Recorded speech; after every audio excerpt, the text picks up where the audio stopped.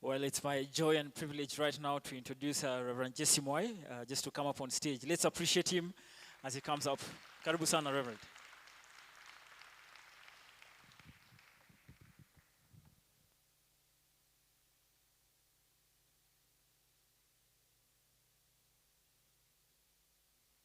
Good morning. Bwana asifiwe. What a joy and a privilege it is to be part of this conference. And what an honor it is to be able to stand before spiritual leaders, church leaders at various capacities, and just be able to just share a few thoughts and just a few words of wisdom.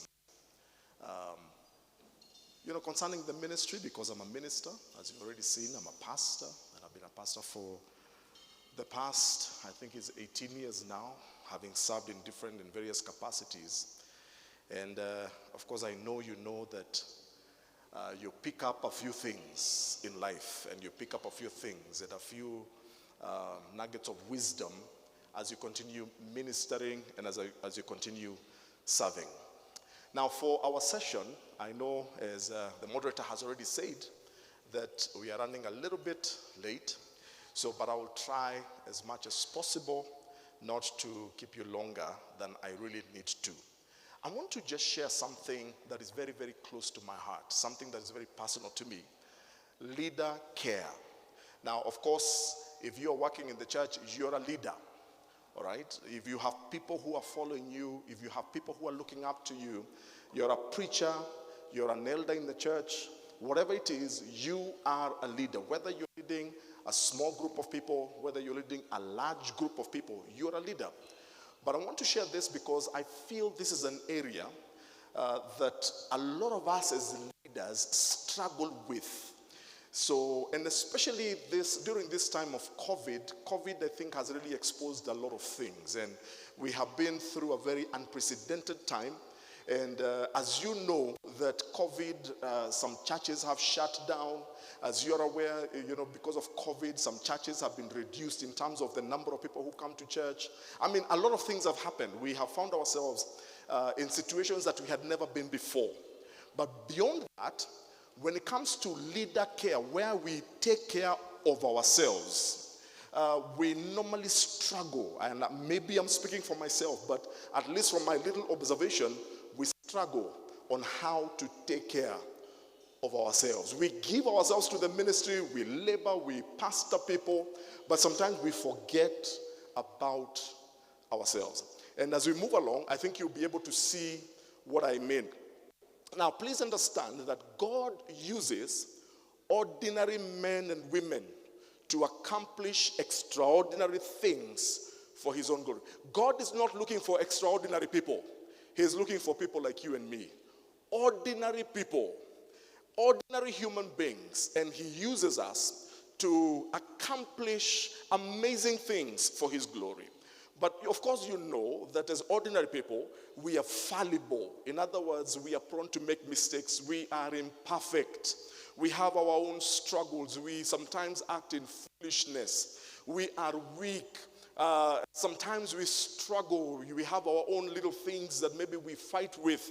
But God still uses us despite that. On the other hand, despite our weaknesses, we are actually called to lead, despite ourselves, because he who called is faithful. That even in my weakness, he still calls me to lead. Isn't that a blessing? Isn't that encouraging to know I don't have to be Superman? I don't have to be perfect. He still chooses to call me to lead. But I think you'll agree with me, all of us here. Leadership is hard work. Tuko pamoja?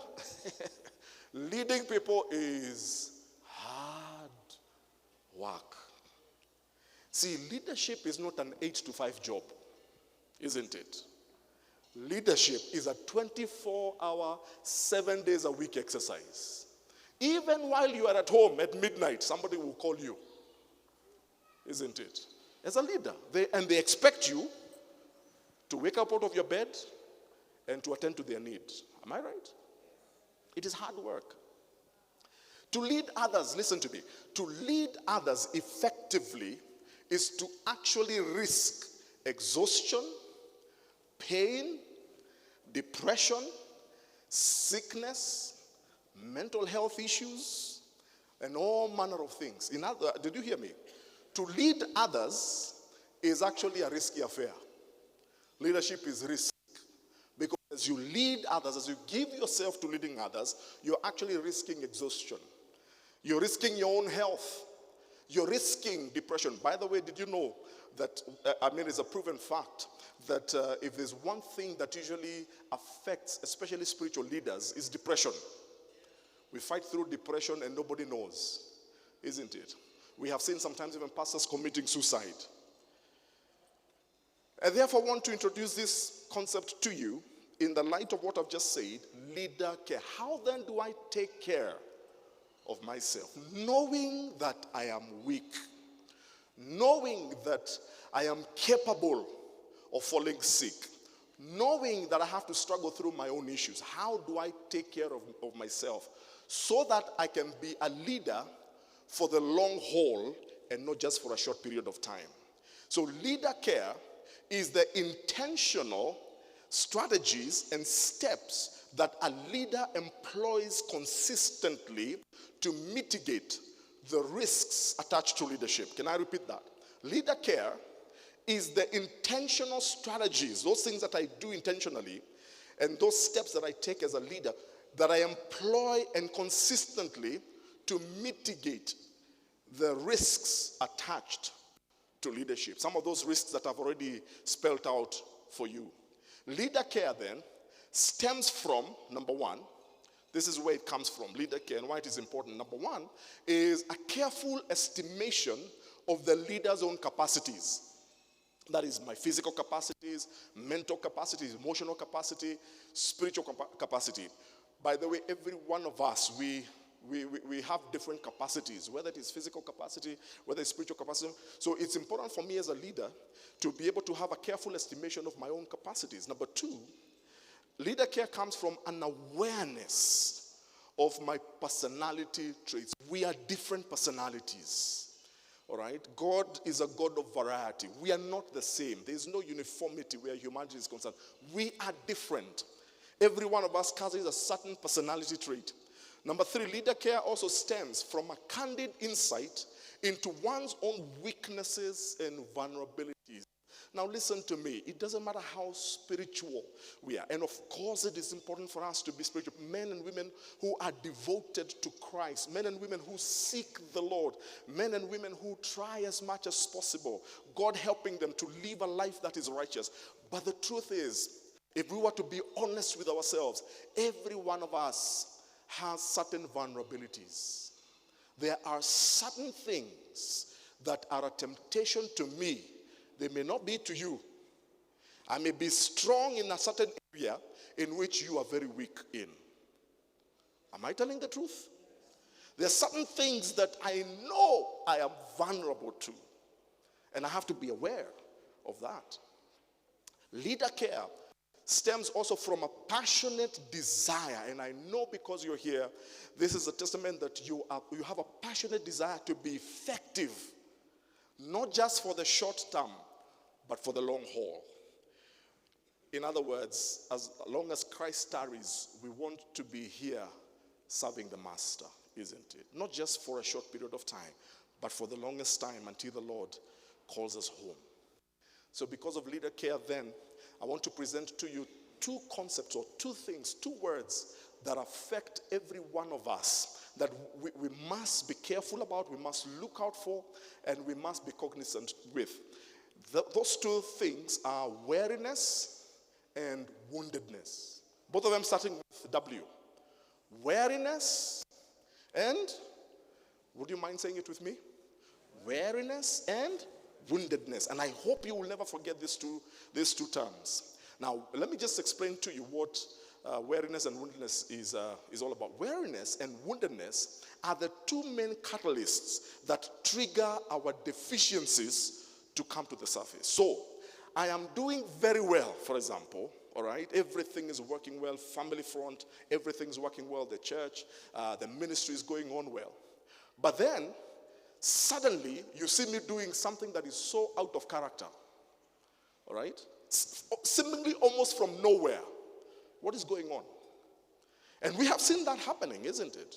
With powerful men of God, women of God who we highly respected. And suddenly certain accusations are made against them. And we are all left shocked. We say, how? What happened? I suggest to you that a lot of it stems from a lack of leader care. A lot of it stems from probably some form of weariness or woundedness. Because it is tiring, I must say, to be righteous all the time. Anybody? Confession time. It's kind of tiring. All right? See, sometimes I travel. So just 2 weeks ago, I was out in the US. I'm doing some doctoral studies there. And so before I came back, I had some 2 days in New York. And New York is one of those cities, right? There's freedom. Good thing is, nobody knows I'm a pastor there. Are you with me? Nobody calls me pastor. Nobody knows. I'm just a faceless person in the crowd. And I'll tell you this. If you are not well established in your walk, you can do stuff. Nobody will ever know. Are you with me? Because sometimes it's tiring to do right all the time. Weariness, woundedness.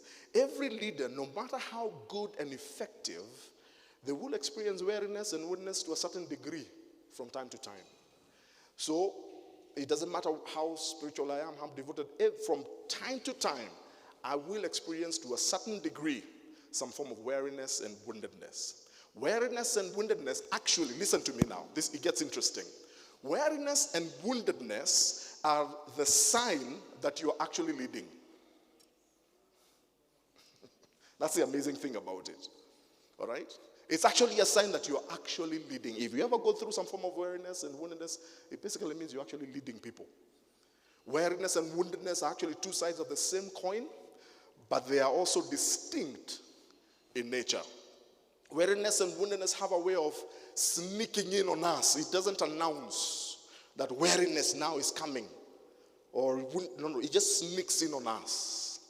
Weariness and woundedness, although negative, are actually also integral ingredients towards leader care. Because they're a trigger. They kind of help me to know I need to slow down. I need to do something. I need to pay attention to certain things that are going on in my own life. Was it just 2 days ago? I happened to just stumble upon this little clip on the internet of this preacher, somewhere in the US. And the man was, he's up on the pulpit. He was angry at the people. I mean, angry. He was scolding them, talking down at them, telling them they can leave the church as far as it's concerned. And I looked at him and I said, somebody needs to tell this preacher he's angry. This is not helping the people. But sometimes, aren't we angry? Have you ever found yourself preaching and then you kind of realized, I think I may have said some things out of anger. Is it only me who goes through these things? Let me see just. Are you with me? So whereas you're preaching the word, you also end up hurting people in the process without you realizing. Let's define weariness, all right? So let's just break them down very quickly and just define. So what is weariness? Weariness simply means extreme tiredness. It is fatigue, feeling worn out, where you feel spent, you are overtaxed. Of course, one of the words that we hear often is burnout. That is what weariness is all about. In fact, let's look at very quickly at some biblical leaders, examples of leaders in the Bible who were tired. And I'm glad that some of these examples are there for us to be able to learn from it. But before we do so, this particular gentleman by the name of Anais Nin, he said something, and I quote him. He says, "Love never dies a natural death. It dies because we don't know how to replenish its source. It dies of blindness and errors and betrayals. It dies of illness and wounds. It dies of weariness, of witherings and tarnishings." In other words, sometimes our love, by the way, and not just maybe in spiritual leadership in the church, but even in marriage, for instance, isn't it? So sometimes our love doesn't seem, our love for our spouse or our children, our family doesn't seem to be where it's supposed to be. Why? Because sometimes of woundedness, sometimes because of we are tired. So just a few examples here. 1 Kings chapter 19, verse 3 to verse 9. You remember that great man called Elijah and the battle at Mount Carmel. So Elijah, after all that battle, he was afraid and ran for his life. When he came to Beersheba in Judah, he left his servant there, while he himself went a day's journey into the wilderness. He came to a broom bush, sat down under it, and prayed that he might die. Can you imagine that? This guy who has just had an amazing demonstration of the power of God in front of the whole nation, you would think that he would be so excited about what God is about to do. But he goes and sits under a tree and prays that he might die. In fact, he says, "I have had enough, Lord." He said, "Take my life. I am no better than my ancestors." Then he lay down under the bush and fell asleep. What's going on with Elijah here? Elijah is tired. He's worn out. All right? Because ministry gets us tired.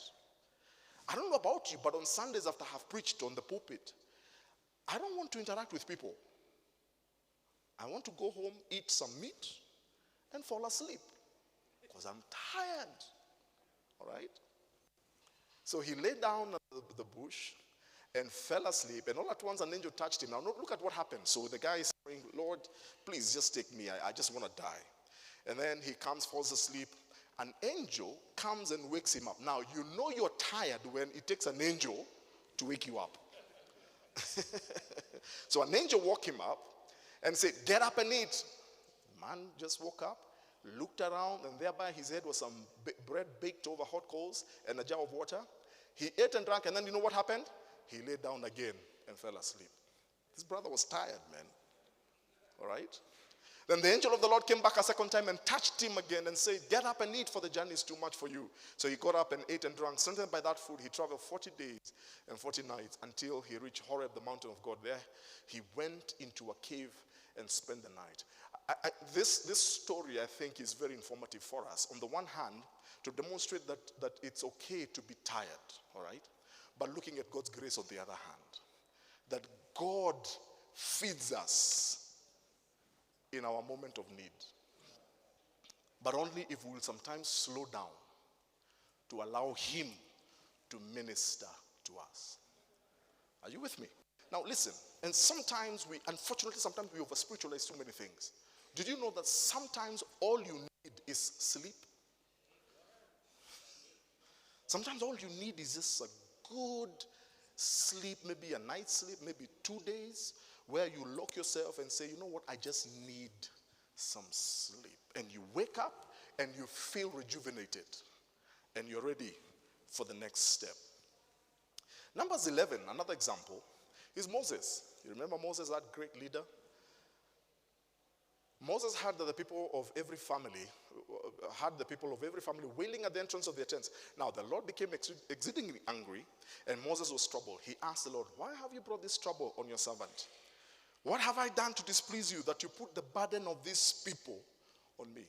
Imagine having that conversation with God. And then he says, verse 12, "Did I conceive these people? Did I give birth to them?" You know, in Swahili, that sounds very bad. In English, it sounds nice. In Swahili, it sounds really bad. And he's having a conversation with who? With God. You know, thank God for his grace. Have you ever felt like having this conversation with God only that you are afraid that he might strike you dead? You know? But it was in your heart. You looked at your congregation and thought, Lord, these people? Because sometimes people will make you tired, isn't it? And then we also have, again, still the story of Moses. You remember when Moses, faced the Amalekites there in Exodus chapter 17. The Amalekites came and attacked the Israelites at Rephidim. Now Moses said to Joshua, pick up some men to go and fight the Amalekites tomorrow. I will stand on top of the hill holding the stick that God told me to carry. Now Joshua did as Moses commanded him and went out to fight the Amalekites. Now while Moses, Aaron, and Hur went up to the top of the hill, as long as Moses held up his arms, the Israelites won. But when he put his hands down, the Amalekites started winning. Notice what the Bible says in verse 12. When Moses' arms grew tired, Aaron and Hur brought a stone for him to sit on while they stood beside him and held up his hands. In other words, look, he's doing an amazing spiritual act. As long as his hands are up there, they are winning down there, isn't it? But he's human. His hands get tired. Isn't that interesting? That, Lord, you will use these hands to bring victory, and yet you will not deliver these hands from getting tired? Isn't that amazing? That I need somebody to come and hold my hand on one hand and the other on this other side. Friends, all I'm saying is spiritual duty is tiring. Let me give you a last one here, and I think this is also very interesting, is 2 Samuel chapter 21. Now, this is the story of David. Now, once again, there was a battle between the Philistines and Israel. Now, David went down with his men. Remember, first of all, David was a warrior, a fighter, a man after God's own heart. He went down with his men to fight against the Philistines. And he became, the Bible says, he became exhausted. Now, verse 16 says this, and Ishbi-Benob, one of the descendants of Rapha, whose bronze spearhead weighed 300 shekels, and who was armed with a new sword, said he would kill David. See, in this story, Ishbi-Benob is a picture of the enemy of our souls, Satan. Because the enemy waits for us to get exhausted. He waited for him when he knew David was exhausted. He purposed, I'm going to kill this man. But I want you to notice what happened. And remember, David is exhausted. So in verse 17, but Abishai, son of Zeruiah, came to David's rescue. He struck down and killed him. Then David's men swore to him, saying, never again will you go out with us to battle, so that the lamp of Israel will not be extinguished. Thank God for Abishai. Do you have Abishais around you? When you can't fight for yourself, when you can't pray for yourself, do you have an Abishai who prays for you, who fights for you in that critical moment? Because the enemy is waiting for an opportune moment to destroy us, to kill your ministry. Let's talk about woundedness, all right? So we've just looked at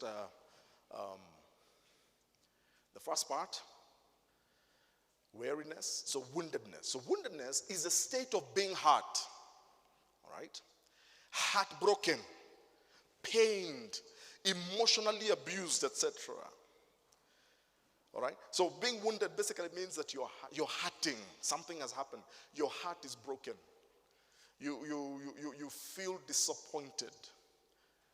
And of course, usually it ends up with a lot of anger. Now, Jeremiah, that great prophet of the Lord, he shows us and demonstrates to us. Remember in Jeremiah 20, Jeremiah, having preached for years, and all that he seemed to attract was trouble and beatings and suffering. Jeremiah was so wounded, so disappointed with God. In Jeremiah 20, he says, Lord, you have deceived me and I was deceived. In other words, Lord, you lied to me. See, when you come to ministry and God calls you to ministry, a lot of times we have this grandiose idea of the things God will do. Am I right? Then you get in there and the opposite begins to happen. You thought that when you came to ministry, everybody will love you. When you came to the ministry, you thought your congregation would adore you. Whoa. Then you discovered that these sheep that you're leading, they have teeth. And they bite every now and then. So Jeremiah is there, in God's presence saying, you are stronger than I am. You have overpowered me. Everyone makes fun of me. They laugh at me all day long. Then continues to say, and whenever I speak out, I have to cry out and shout violence, destruction. Lord, I am ridiculed and scorned all the time because I proclaim your message. But when I say, I will forget the Lord and no longer speak in his name, then your message is like a fire burning deep within me. I trust my best to hold it. I try my best to hold it in, but I can no longer keep it in. Listen, sometimes we don't preach because we want to. Sometimes we preach because the word is in us. Am I right? Sometimes you say, I will not do this anymore. But God will not let you rest. Because he has deposited something inside of you. Sometimes we preach, but our hearts are broken. Have you ever stood in front of people in your congregation, and the same people that you're preaching to, you know what they've been saying about you? And they're seated right at the... In fact, have you noticed the people who hurt you the most have a way of sitting in the front? They don't even hide, like it's in your face. Oh my. You remember Joseph in Genesis chapter 39. Now, when his master heard the story of his life, the story his wife told him, said, this is how your slave treated me. He burned with anger. You remember that betrayal of Joseph? Have you ever been betrayed by people you thought were your friends? 2 Samuel again, David continued. In fact, I like this particular one. See, David, King David. David was a king, a man after God's own heart, but David had a real mess in his hands. His family was in a total mess for the most part of his life. So the Bible says that David continued up the Mount of Olives, weeping as he went. Can you imagine the king weeping? His head was covered and he was barefoot. The sign of mourning. All the people with him covered their heads too and were weeping as they went up. Now, David had been told Ahithophel is among the conspirators with Absalom. Ahithophel was his confidant. Absalom was his son. So David prayed, Lord, turn Ahithophel's counsel into foolishness. But I want you to look at that picture. The king is weeping. The king is humiliated. Friends, this ministry, sometimes we will be humiliated. Just like our Lord Jesus Christ too.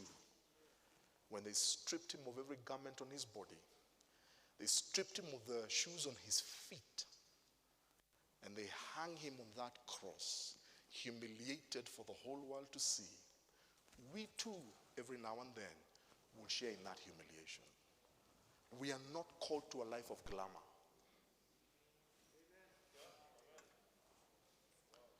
I'm not saying there will not be good things happening. I'm not saying God will not bless you. But that's not our primary calling. Sometimes, friends, we will weep. So then, let me finish this by suggesting just a few things to us on leader care. So then what do we do? Wariness and woundedness. They are part of what we do. So the first thing that I want to leave with you is that you and I must create a sense of self-awareness. always ask yourself certain questions. For example, am I okay? Because see, nobody will look out for you in the ministry, isn't it? Hardly anybody comes to ask you as a pastor, are you okay? So I have to ask myself, is everything okay? How is the state of my heart? Is my heart bleeding? Am I angry? Sometimes we'll be in a situation you have to ask yourself, why did I overreact?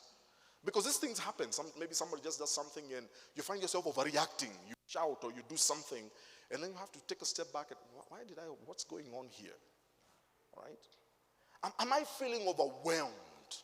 Those are questions you ask yourself when it comes to self-awareness. Am I hurting? Is there a hurt? Is there a wound? Am I tired? All right? And that list is endless. But I have to every now and then do a personal reflection, a personal audit. Where am I? All right? So when I'm coming to the pulpit on Sunday, I think these are good points. These are good questions to ask yourself, because I don't want to stand on the pulpit and preach out of anger or hit out at people or scold people. All right? Because that's not what the gospel is all about. Are you with me? The gospel is about attracting people to the cross of Christ, because people already are hurting. All right? They're already hurting. They already have enough to deal with as it is. Their lives are broken. So I don't need anybody else to scold me, honestly. Life is already scolding me. Life is already showing me that I'm such a failure. Life is already demonstrating to me that I'm not worth anything. So I don't need a preacher to tell me that. I need hope. Isn't it? So self-awareness is important. Number 2 is important, and I hope you never forget this. Please, as a minister, leverage your expectations of people. Leverage your expectations of people. In other words, reduce your expectations of people. Because number 1, leadership is lonely, as I've already said. All right? It's a lonely walk. Leadership is always a thankless affair, by the way. If you're doing what you do so that people can thank you, you will be disappointed. Isn't it? People will disappoint you because they are weak. All right? People will hurt you, intentionally or otherwise. They will hurt you. Please remember that. And remember, everybody is dealing or carrying one issue or the other. So just leverage your expectations of people. Don't put too much expectation. Don't expect that the people that you pastor or you lead will be there for you when you're in trouble. All right? If they come, thank God. All right? But if they don't, just leverage your expectation so that you don't create unrealistic expectations of people. Then when they don't deliver, you find yourself being wounded, hurting, or wondering, how come they were not there? Number 3 is that you and I need to maintain a healthy spiritual life. I know this is almost cliche, but I think it's something we have to keep reminding ourselves. Make prayer, worship, and the study of God's word a priority and a lifelong discipline for yourself. In other words, a lot of times, too many pastors, the only time they open the Bible is when they're preparing for a sermon. Isn't it? Because we are busy, I can tell you that. Pastors are some of the most busy people in this world. So sometimes the only time I have maybe time to open the Bible or even just to pray or to reflect is usually when I'm preparing for a sermon. But I think it should go beyond that. There should be times where I should just open that Bible, not just for anybody, just for me, and say, Lord, it is me and you. Speak to me. I'm praying, I'm in your presence. This has nothing to do with the people that I lead. Secondly, reach out and connect with others for fellowship and social cycle support. Do not be a lone ranger. All right, find other pastors like yourself, because sometimes it's difficult for us to connect at a certain level with the people that we lead. They may not understand the struggles of a pastor. So find other pastors in the community. Find other pastors that you're serving with. Create certain maybe networks so that you can have opportunity maybe sometimes every now and then to sit down and talk and check on one another. It does help. All right? Number 3, do not neglect the gathering together for corporate worship. Now, I know that sounds strange, telling pastors that. All right? But don't neglect it, according to the book of Hebrews. So in other words, don't just go to church because you're going to preach. Sometimes you have to go to church because I'm also a sheep. All right? This is the one scenario, the Bible refers to God's people as God's flock. These are his sheep. But the amazing thing is this, that we are under shepherds, and at the same time, we're also sheep. Isn't it? Our great shepherd, of course, is Jesus Christ. But he picks certain sheep so that those sheep can lead other sheep. Number 4, maintain a healthy physical life. Now, this is one area that ministers and pastors, we really struggle with. Like I said, I think pastors, church workers are some of the most busy people in the world. We are extremely busy. There's always something occupying our time. So what happens is that we neglect our physical well-being. Let me tell you, I have discovered, and the older I get, I have discovered that on any day, on any given day, your body has a certain capacity, right? And you only have a certain limited capacity for any particular day, and you can't go beyond it. If you go beyond it, if you try to push yourself beyond it, there will always be repercussions. All right? And if you keep doing and pushing yourself, eventually your body will signal you all is not well. Unfortunately, can I say this? And this is a proven fact. Especially pastors, they say many pastors die very young. And what do they die of? Heart attacks, diabetes, just lifestyle diseases. Because we are busy, so we don't take very good care of our bodies. So here are a few tips. Number 1, get enough rest daily. Sleep early. All right? May the Lord deliver us from this Messiah syndrome. That I have to be there for everybody even at midnight. I have one rule. You don't have to take this, but this is just my rule. When in my house, once in the evening, I'm in my house, I have a daughter and my wife, and once I have shut my doors to my house, all right? At about 9:30 p.m. or 10 there, about just around that time, I go to bed.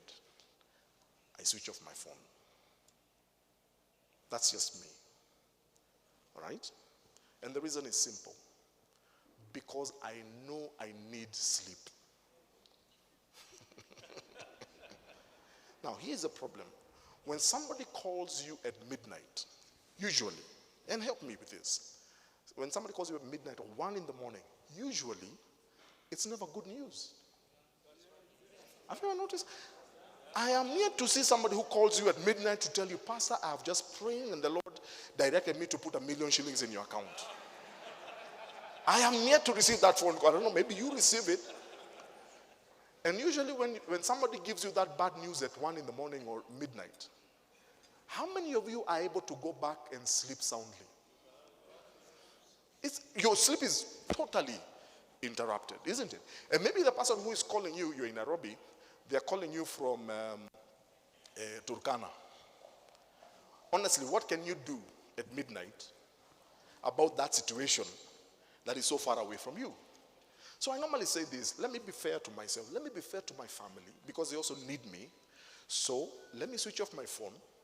Whatever happens in the night and what have you, I will know at 6 in the morning. Because when I know at 6 in the morning, it will be easier for me to be relevant. Are you with me? If I need to drive a long distance, at least when I have slept, I can be able to drive that long distance and come and be a blessing and be able to help that person who is in need. All right? But a lot of us, one time I said that me, I normally switch off my phone at night, and some people are very offended. They say, you're a pastor. How dare you switch off your phone? I said, I am a pastor, I am not Jesus.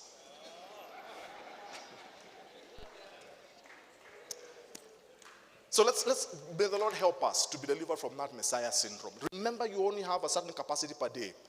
All right? Number 2, exercise. All right? Physical exercise. Even the Apostle Paul says that it benefits us a little bit. Number 3, eat healthy. These I know are very basic things, but let me just remind us. Is that okay? Eat healthy. All right? And especially I realize the older you get, you really have to pay attention to what you're eating. When I was younger, maybe in my 20s, I would eat pizza, I would eat chips every day, and I would, my body I was okay. Today, everything I eat shows up in my body. Anybody like me? Because I gain weight very fast, and then it takes a lifetime to lose it. So I have to eat healthy. Number 4, schedule an annual vacation time. Pastors, can I ask you? Vacation time, you know how we normally think, sometimes as pastors, and I'm sorry if I'm stepping on your toes. You know how we normally think? Souls are perishing. How can I go to Mombasa and souls are perishing? But once in a while, at least once a year, get your family together and go away from the ministry, from the church. Take a week, take 2 weeks just to be with your family, with your wife, with your husband, with your children. And your children will really appreciate that, believe me. And your spouse will really appreciate that. And it is also very good for the body and for the mind. Just go away, just get away, save up. I know as pastors we don't have a lot, but just save up. And then go somewhere. Be creative. But just leave the church to other people to run it just for a week or 2. Vacation time is important. Number 5, engage in a physical sport or a hobby. Find something that you can do, all right, that is exciting for you.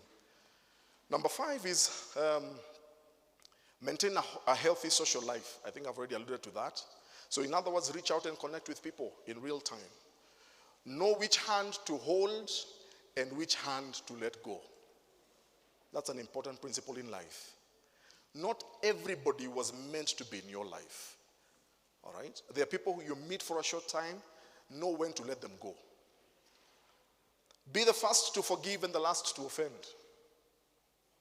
Forgive quickly. All right? Manage your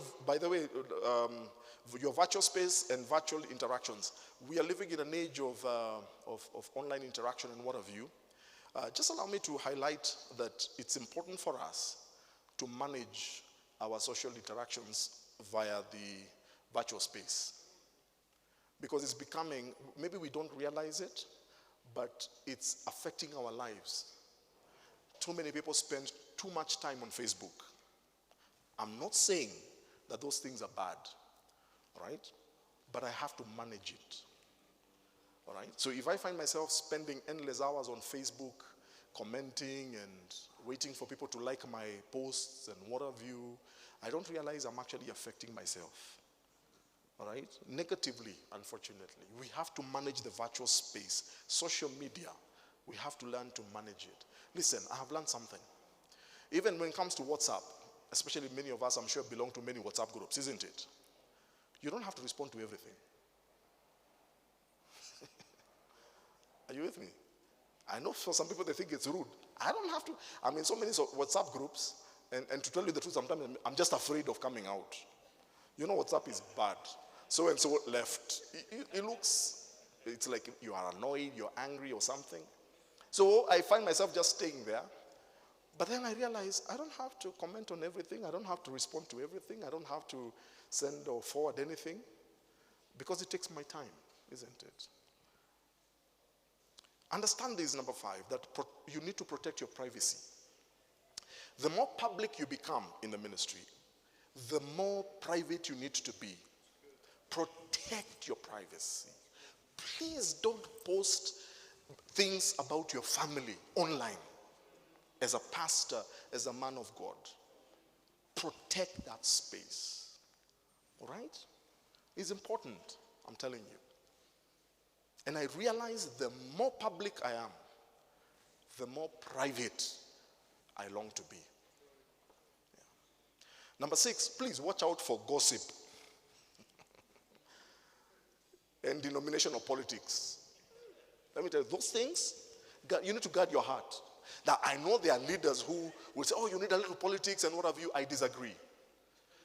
We are called, our politics is the politics of the kingdom of God, not denominational politics. Because I'm telling you, I mean, people will talk, there will be gossip and half-truths being spread around and, oh, he said, she said, they said, oh, they're doing this, they're doing that. People fighting for position in church. I have one principle, I say, I don't want to be involved in anything political. I never have to fight for position in the church. I always say, if God wants me to make me that, fine. If he doesn't, I will still serve where I am, isn't it? Because if I have to fight for position in church, whatever position you fight for, you will fight to keep. But when God appoints you, you never have to fight nobody, isn't it? So, please watch out for those denominational politics and what have you. And then please, and I'll say this, pastors, invest in quality family time. I'm talking about maintaining a healthy social life. Family is critical. Family is important because when all is said and done, when you have preached your heart out, when people have let you down, when you're tired, when you're weary and you're wounded, where do you go back to? Or you go back to your spouse and to your children. I don't want to go to them when I'm hurting, only when I'm hurting, or only when I'm tired. I need to invest in their lives while I am in good health, I'm in good strength. I have a 13-year-old daughter, and of course now she's a teenager. And you know, children, when they're younger, they're just really wonderful. They hang around you. You know, they're so excited when you come home. Then they come to teenagehood. And suddenly they don't talk to you as much. So I have realized I have to be more intentional with my daughter. All right? I have to try and make myself more available to her. I have to initiate more conversations with her. Because I don't want, let me tell you this. I don't know about you. And forgive me here. I don't want to preach to people. Listen, in Sitam Buruburu right now, we have a crisis of numbers. I have 4,500 people, all right, who come there every Sunday. Actually, as per this past Sunday, all right? It is, I mean, of course, it's wonderful when you can be able to minister to them. But I don't want to minister to these 4,500 people and lose my daughter. I don't know about you. I'm not sure I will be able to live with myself, knowing that I lost my daughter. She was so close, yet so far. The thing that will give me the greatest joy when the Lord calls me home is to have my child there with me, knowing that I did not leave her behind. But unfortunately, pastors' children are usually endangered. The enemy has a way of targeting pastors' children. And unfortunately, because of our absence, they become prime targets of the enemy. Can I ask you, my fellow pastors, and I'm talking to you as one of us, please let's invest in our families. Let's invest in them. Quality time with them. I'm just about to finish. Then finally, number 6, or this is almost finally, but number 6, there's a book that I would recommend to you called The Sacred Pathways. Some of you may know about it, by Gary Thomas. Now, Sacred Pathways is a book I came across some years ago. And the argument from this particular writer, he says that every one of us, because of our different makeup, personality, and what have you, everybody has a kind of a sacred pathway, all right? And you need to find your own. So, for instance, he says, there are people who are referred to as, he calls them as naturalists. These are people who love the outdoors. Do I have people here who love being outdoors? You love taking a walk in nature, you know? And when you're out there, you actually sense God's presence. Anybody who is like that? Some of us are like that. And you're saying it's good to find your pathway so that you invest in it. They says there are others who are sensate. These are people who experience God through the senses. Right? He says traditionalists. There are people who love rituals and symbols. There are people who are ascetic, who love solitude. They love to be alone and simplicity. There are people who are activists. For them, they need a confrontation. You know, those prayer warriors and spiritual, people who engage in spiritual warfare. And for them, that's their spiritual pathway. There are people who are caregivers, and I know some of them are here, who, for them, when you minister to people when they're hurting, when you visit them in the hospital, people who are bereaved, for you, you sense God's presence. Do I have people like that here? We have people who are enthusiasts, who just love to celebrate. For them, they connect with God when they go to a lively church Sunday service, for instance. They love celebration. There are people who are contemplative. Them, they love to feel. They love to adore. They love to be in the presence of the Lord. There are people who are intellectual. For them, how they connect with God, give me a good book. All right? They want to, something that challenges their mind. And me, I think I fall more there. All right? Give me a good book and I connect with God. I'm learning something. I'm being challenged. So finally, number 7 is this, friends. Listen. In all this, if you're going to tackle this weariness and woundedness, be yourself, number 7. Be yourself. Number 1, we all have a certain personality that is best suited to fulfill our God-ordained purpose. Every one of us, by the way, when God called you, he knew your personality. And he knew that your assignment perfectly fits your personality. Are you with me? All right? Some of us are more outgoing than others. In fact, it was the Greeks, when they began all these studies on behavioral science and what have you, the initial proposition was that there are at least 4 basic personality types. And they talked about melancholic people are usually the more contemplating, the ones who are quiet, they keep to themselves, but very artistic, they're very musical, very gifted, but they don't interact with people that much, they keep to themselves. Then they talked about phlegmatics. Phlegmatics are also people, sometimes who are a bit withdrawn, but they're a bit more outgoing and what have you. The people who just have a very nice personality, all right, who just want to bring people together and what have you. Then they talked about sanguines, the people who are loud, and there are people who are loud here. For them, when they enter into this room, everybody will know they have come. All right? They love energy. These are the kind of guys I normally say that for them to get saved and to come to Christ is so easy. All they need to know is that there is a party in heaven.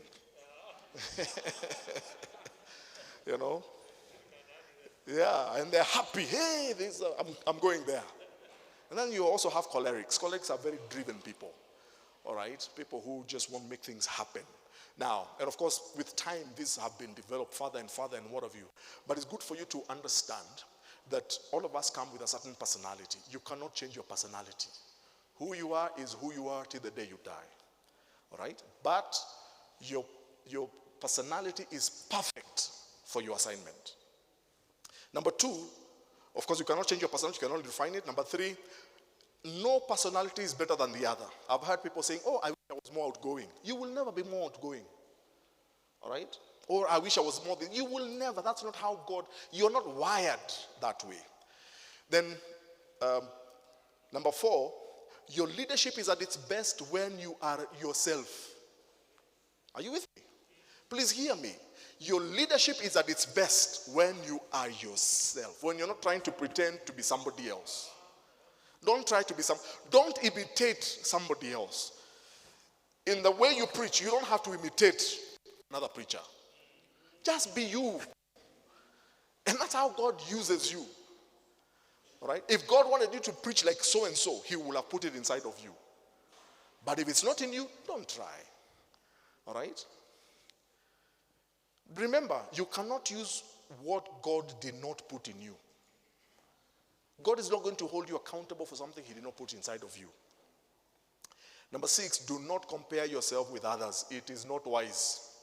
Because in this life, friends, whether in the ministry or otherwise, there will always be somebody who will do better than you. But there will also be always somebody who doesn't seem to be doing as good as you. And God has a way of exposing us to all kinds of people. Because it humbles us, isn't it? Tomorrow you will meet somebody and you will feel, wow, this person is doing so well in their ministry or in their life. But don't compare yourself. Be content with who God made you to be. Then 7, be yourself And never let anyone make you feel like there is something wrong with you. I should have had more immense than that. All right, just be you. Never, ever allow somebody else to come and make you feel like there is something wrong with you. There is nothing wrong with you. This is how God made you. Rejoice in it. Be yourself. Enjoy who God made you to be. That's how he's going to use you.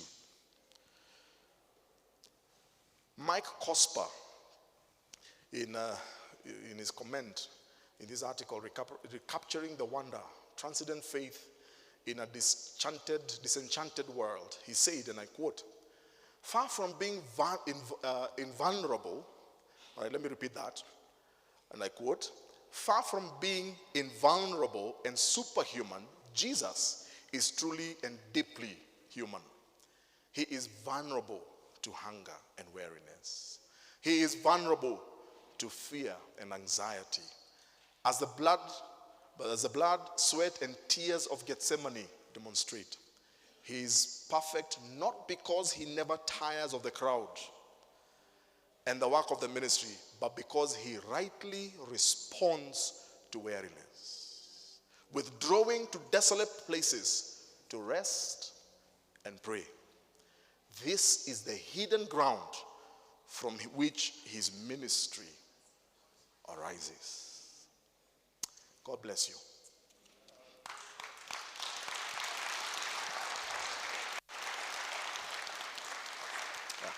Thanks, man. Thanks. I think the angel